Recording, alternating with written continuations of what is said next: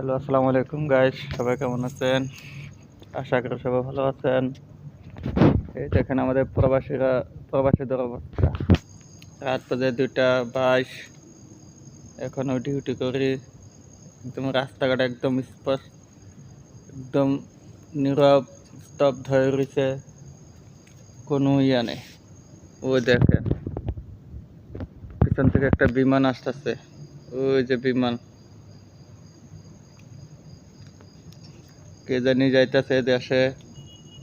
আমার ঘরের উপর দিয়ে যাবে এখন বিমানটা।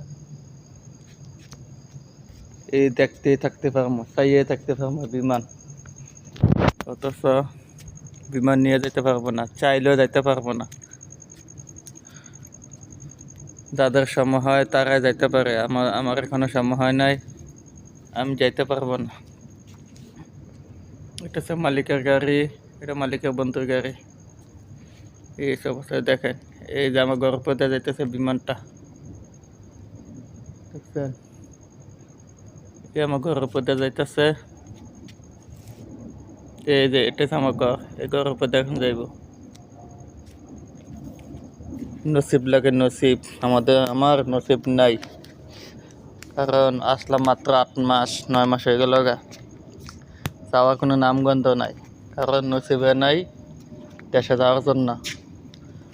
টাকা থাকতে হবে, দেশে যাইতে হলে টাকা থাকতে হবে, টাকা ছাড়া দেশে যাওয়া যায় না। তো সবাই দোয়া করবেন,